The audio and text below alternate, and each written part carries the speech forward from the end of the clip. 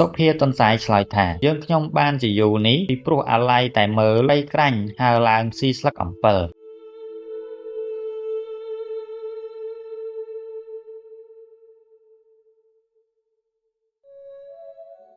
ជំរាបសួរបងប្អូនទាំងអស់គ្នា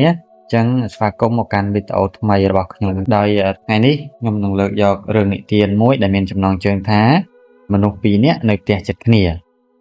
អញ្ចឹងមុននឹងចាប់ផ្ដើមចូលទៅដល់វីដេអូរបស់យើងក៏សូមបងប្អូនជួយចុច Subscribe ម្នាក់មួយផងអញ្ចឹងយើងសូមចាប់ផ្ដើមចូលទៅក្នុងរឿងផងយើងទាំងអស់គ្នាបងប្អូនរឿងមនុស្សពីរនាក់នៅផ្ទះជិតគ្នាអញ្ចឹងបងប្អូនកាលពីព្រេងនាយហ្នឹងគឺមានបរិសពីរនាក់ដែលនៅផ្ទះជិតគ្នាហើយនៅថ្ងៃមួយបរិសទាំងពីរហ្នឹងក៏បបួលគ្នាទៅដាក់អន្ទាក់សត្វហើយដល់ពេលរសៀលកងភ្នំហ្នឹងក៏នាំគ្នាដើរចេញពីផ្ទះទៅលុះទៅដល់ព្រៃដែលជាកន្លែងដាក់អន្ទាក់បរិសទី1ហ្នឹងក៏បាននិយាយថាខ្ញុំនឹងដាក់អន្ទាក់នៅគល់ឈើនេះត្បិតអីដើមឈើនេះគឺមានផ្លែយប់ឡើងចំណាំតែសត្វនឹងមកស៊ីផ្លែឈើនេះជាពំខានឡើយ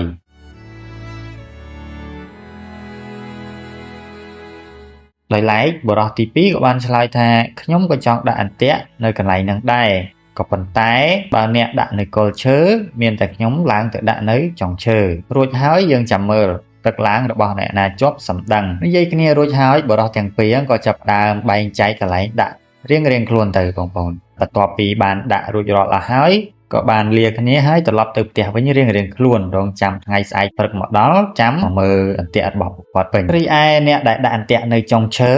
លុះវិលមកដល់ផ្ទះហើយយប់នោះគិតគ្នាពីអ្នកប្តីប្រពន្ធថាតាំងពីដូនតាមកមិនដែលឮថាអ្នកណាដាក់អន្ទាក់នៅចុងឈើឲ្យជាប់សត្វជើង4ដែលដើរនៅលើដីនោះទេឥឡូវនេះអញដាក់នៅលើចុងឈើតើធ្វើដូចម្ដេចនឹងបានសត្វដូច្នេះហើយអញត្រូវរលឹកពីពេលមន់រងាវទៅមើលបើឃើញសត្វជាប់អន្ទាក់គេនៅដីអញដោះយកទៅចងនឹងអន្ទាក់អញឲ្យចុងឈើដល់ព្រឹកឡើងអញទៅមើលជាមួយអ្នកនោះហើយអញដោះយកសត្វទៅជូនលោកសុភាសេកបើវាមិនសុខចិត្តដូចម្ដេចមុខជាកើតក្តីគង់តែដល់សុភាសេកមិនខានសុភាសេកនឹងកាត់ក្តីឲ្យវាចាញ់ជាកតដីប្រពន្ធគិតគ្នាហើយក៏ដេកលងលក់ទៅដល់មន់រងាវរលឹកពីដេកលុបមុខទីស្លាហើយចេញពីផ្ទះដើរដល់អន្ទាក់បានឃើញអន្ទាក់នៅដីជាប់ក្តានមួយបុរសនោះក៏ដោះយកក្តាននោះឡើងយកទៅចងនៅអន្ទាក់របស់ខ្លួននៅឯចុងឈើបាទបន្ទាប់ពីចងរួចហើយហ្នឹងក៏ត្រឡប់វិលមកផ្ទះវិញដើម្បីដេកជាបន្តទៀត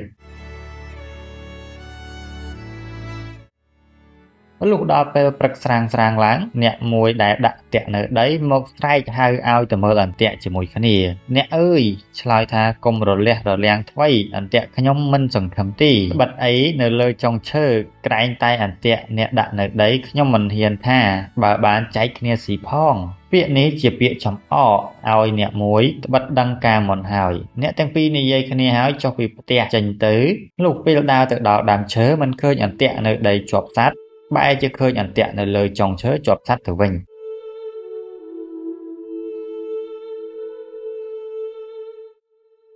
បុរសដែលជាអ្នកដាក់អន្ទាក់នៅលើចុងឈើនិយាយថាណមើលចោះមិនជឿខ្ញុំថាកុំដាក់នៅគល់ឲ្យដាក់នៅចុងឥឡូវមើលរបស់អ្នកណាជាប់បន្ទាប់ពីនិយាយហើយបុរសនោះក៏ឡើងទៅយកសត្វនោះចុះមករួចហើយក៏វិលគ្នាទៅផ្ទះរៀងខ្លួនវិញបុរសដែលបានក្តាន់ក៏ប្រញាប់យកទៅជូនសុភាសេកហើយជម្រាបថាខ្ញុំហើយនឹងបុរសមួយនោះទៅដាក់អន្ទាក់ផងគ្នាខ្ញុំដាក់អន្ទាក់នៅចុងឈើហើយបុរសនោះក៏ដាក់នៅគល់ឈើខ្ញុំនេះជាមនុស្សវាចក្តីនេះគង់តែមកដល់លោកដូច្នេះតាមតែលោកមេត្តារកក្តីយ៉ាងណាឲ្យតែខ្ញុំឈ្នះវាចោះខ្ញុំនឹងដឹងគុណលោកទៅថ្ងៃមុខសុភាសេកបានសាច់ក្តាន់ហើយឆ្លើយថាឯងទៅរកស្លាមលូមកឲ្យឆាប់ឲ្យតន់ព្រឹកនេះបើវាមកប្តឹងអញបង្គាប់វាអីចឹងដែរ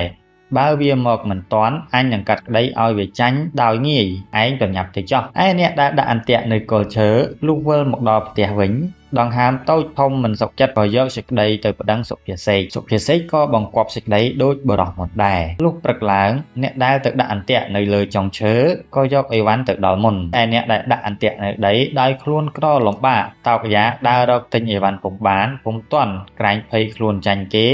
ហើយគេយកទោសផងក៏រត់ពីភូមិមួយទៅភូមិមួយបានជួបនឹងសុភាទន្សាយបានសួរថាឈប់សិន មានដំណើរអីបានជារត់ដូច្នេះបុរសនោះឆ្លើយថាលោកអើយអាណិតដោះទុកខ្ញុំផងត្បិតខ្ញុំហើយនឹងបុរសមួយទៀត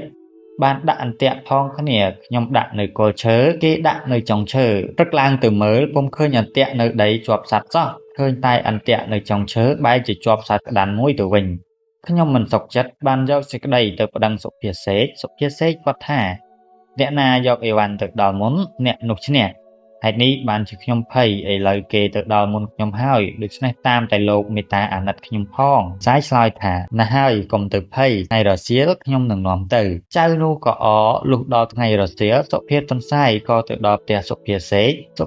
ស្រែកសួរមកថាដូចម្ដេចក៏យូរម្លេះក្តីចាញ់គេហើយសុភាទន្សាយឆ្លើយថាយើងខ្ញុំបានជាយូរនេះពីព្រោះអាឡ័យតែមើលបីក្រាញ់ហើរឡើងស៊ីស្លឹកអំពិលសុភាសេកបានលន់មកថាតាំងពីជីដូនជីតាមកមាននរណាដែលឃើញដែលឮថាត្រីក្រាញ់ឡើងស៊ីស្លឹកអំពិលនោះទេសុភាទន្សាយឆ្លើយថាតាំងពីជីដូនជីតាម៉ែឪបង្កើតមកនរណាដែលឃើញឬឮថា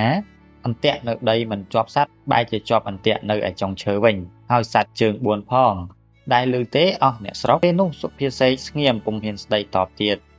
ភាទន្សាយក៏កាត់សេចក្តីឲ្យចៅដែលដាក់អន្ទាក់នៅដីឈ្នះ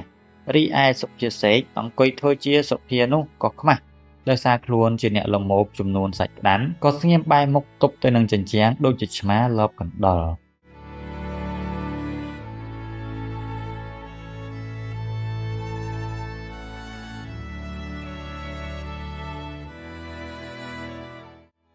តម្លៃអប់រំនៃរឿងនេះគឺទី1ភាពស្មោះត្រង់និងសុចរិតភាពរឿងនេះបង្ហាញថាអ្នកដែលប្រព្រឹត្តអំពើល្មើសឬប្រើល្បិចកលដើម្បីឲ្យខ្លួនឯងឈ្នះឬទទួលផលប្រយោជន៍ពីអ្នកដទៃនៅចុងបញ្ចប់នឹងត្រូវបរាជ័យនិងខ្មាស់អៀនគេទៀតផង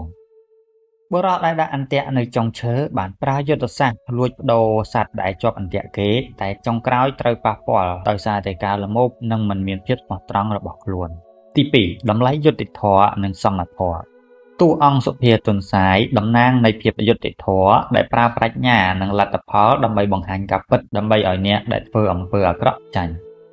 សុភាទន្សាយឧបមាត្រីក្រាញ់ឡើងស៊ីស្លឹកអំពិលដើម្បីបង្ហាញថាបើសត្វនៅលើដីមិនអាចជាប់អន្ទាក់នៅលើចុងឈើបានដូច្នោះការលួចផ្លាស់ប្ដូរអន្ទាក់គេក៏មិនអាចទទួលបាននូវសុចរិតភាពដែរតម្លៃប្រាជ្ញានិងការគិតឆ្លាតវៃសុភាទន្សាយប្រើប្រាជ្ញានិងវាចាស្មារតីដើម្បីកែតម្រូវក្តីអយុត្តិធម៌ជួយបង្ហាញថាប្រាជ្ញានិងហេតុផលអាចឈ្នះល្បិចកលបានតម្លៃសង្គមនិងមិត្តភាពល្អមនុស្សនៅជិតគ្នាគួរតែរស់នៅដោយភាពស្មោះត្រង់ចេះជួយគ្នាមិនគួរបោកបញ្ចោតឬប្រើល្បិចកលដាក់គ្នានោះឡើយរឿងនេះរំលឹកឲ្យយើងឃើញថាមិត្តភាពល្អត្រូវស្ថិតនៅលើគោលការណ៍នៃការជឿទុកចិត្តនិងសុចរិតភាពតម្លៃនៃសង្គមសិលធម៌ទូទៅរឿងនេះបង្ហាញថាអ្នកប្រព្រឹត្តអំពើអាក្រក់ទោះបីជាបិទបាំងយ៉ាងណាក៏នឹងត្រូវបង្ហាញការពិតនៅចុងក្រោយអ្នកមានសុចរិតនិងភាពស្មោះត្រង់នឹងទទួលបានជ័យជំនះដោយពិតប្រាកដ